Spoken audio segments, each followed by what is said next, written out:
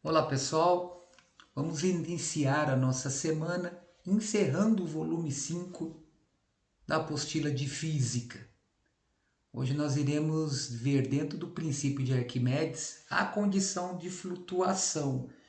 É uma condição que vai relacionar peso do corpo com o empuxo relacionado a um líquido. Então isso se encontra nas páginas 55 a 58. Isso nós iremos abordar na semana do dia 1º ao dia 5 de junho. Então observem, condição de flutuação. Quando objetos são submersos em um fluido, podem afundar ou flutuar.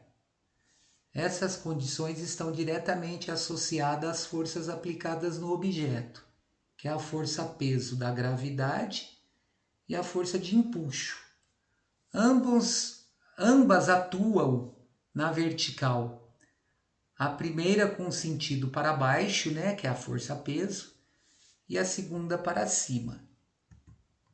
Bom, a diferença entre o peso e o empuxo é denominado peso aparente, podendo ser determinada pela seguinte expressão. O peso aparente de um corpo, ele é a diferença entre o peso real do corpo e um empuxo provocado pelo líquido. Bom, o conceito de peso aparente explica a razão de ser mais fácil segurar uma pessoa no colo dentro da água, por exemplo. O empuxo ajuda a sustentar o peso real e, por isso, a força aplicada para equilibrar a pessoa deve ser a diferença entre o peso real e o empuxo, ou seja, o peso aparente. Então observem, mesmo construído com materiais mais densos que a água, como ferro e aço, um navio é capaz de flutuar em rios e mares devido a essa relação de peso aparente que a gente usa, tá? Na hora de calcular o peso aparente aqui, que eu estou relacionando o peso total desse navio com o empuxo, nesse empuxo aqui eu vou ter o volume do líquido deslocado, né? Esse volume do líquido deslocado está relacionado ao volume do casco do submarino não, do navio aqui que se encontra sobre a superfície da água.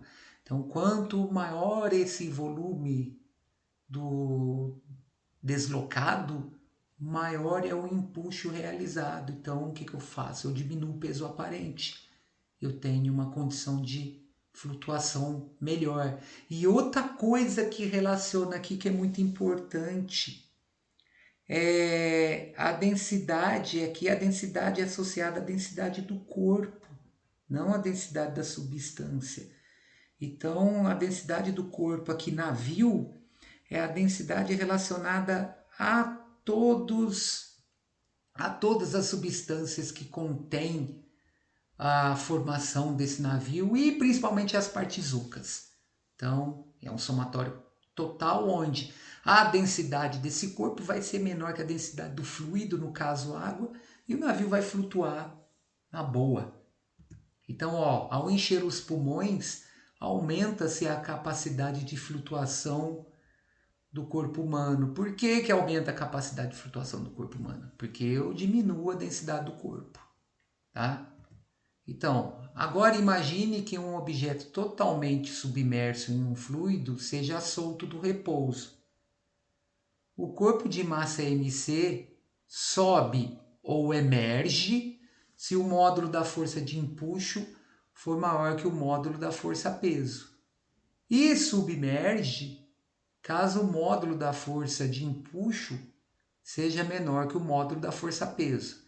Então ele vai subir se o empuxo for maior que o peso do corpo e ele vai descer, afundar, se o peso for maior que o empuxo. Beleza? Então observe, a condição de flutuação é a seguinte, a condição de flutuação é aquela em que o peso é menor que o empuxo. E a condição de submersão é aquela em que o peso é maior que o empuxo. Então, considerando que o módulo da força-peso do corpo é mc vezes g, e que o módulo da força de empuxo é a densidade do fluido vezes o volume submerso vezes a aceleração da gravidade, nós vamos ter as duas condições aí associadas ao peso e empuxo, tanto na flutuação como na submersão, da seguinte maneira. Na flutuação, o módulo da força-peso é menor que o empuxo. Então, se esse vetor vertical para cima aqui, ele é maior que esse vetor vertical para baixo, o corpo sobe. Ou seja, o que é o peso? mcg.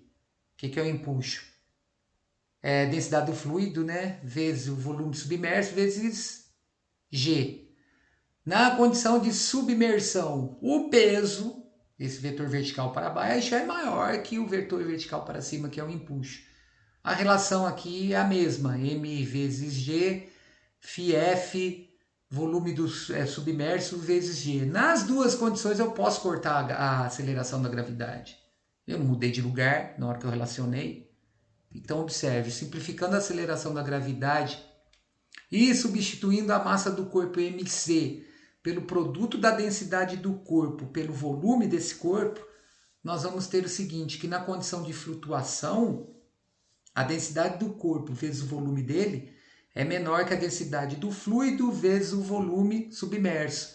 Neste caso, se eu considerar o volume totalmente submerso, eu posso cortar o volume do corpo com o volume do fluido, ele está ocupando o mesmo lugar. Na submersão, a densidade do corpo vezes o volume do corpo vai ser maior que a densidade do fluido vezes o volume submerso, que é o próprio volume do corpo quando ele se encontra totalmente submerso. Então, ó, tá aí, né? Considerando que o corpo esteja totalmente submerso e que, por isso, o volume do corpo seja igual ao volume submerso, podemos simplificá-los e assim nós vamos ter a seguinte relação. Na flutuação, a densidade do corpo é sempre menor que a densidade do fluido no qual esse corpo se encontra. Na submersão, a densidade do corpo tem que ser maior que a densidade do fluido. Então, ó, densidade do corpo sendo menor que a do fluido, flutua. Densidade do corpo sendo maior que a densidade do fluido, afunda. Então, ó, é possível concluir, então, que corpos cujas densidades sejam maiores que a densidade do fluido em que estão submersos, afundarão. De maneira similar, é possível concluir que, se o corpo subir, seu peso será menor que o empuxo. E se ficar parado no local em que for abandonado, o peso e o empuxo terão módulos iguais. Então, ó, corpo afunda quando? Quando a densidade do corpo, o peso do corpo é maior que o empuxo. Corpo flutua quando? Quando o peso do corpo é menor que o empuxo. E o corpo fica em equilíbrio no líquido quando peso e empuxo são iguais. Beleza? Tem um resumão aqui, ó. Então esse resumo ele diz o seguinte: eu tenho uma relação entre peso e empuxo, a representação vetorial dessas forças, o sinal do peso aparente, a condição em relação a esse peso aparente se o corpo afunda ou sobe, e a relação entre as densidades do corpo e o fluido. Então, na primeira condição, peso maior que o empuxo, então o vetor vertical para baixo é maior que o vetor vertical para cima. Ó, se a intensidade P aqui é maior que a intensidade E, o sinal do peso aparente é positivo. P é maior que E, então na subtração, como P é maior que E, o resultado dá positivo. Neste caso, o corpo afunda ou sobe? Ele afunda, o peso é maior que o empuxo. E qual que é a relação entre as densidades que eu tenho aqui? Como o meu peso é maior que o empuxo, a densidade do corpo é maior que a densidade do fluido. Beleza? Na condição da intensidade da força-peso ser igual à intensidade do empuxo. O que eu tenho na representação de forças vetoriais?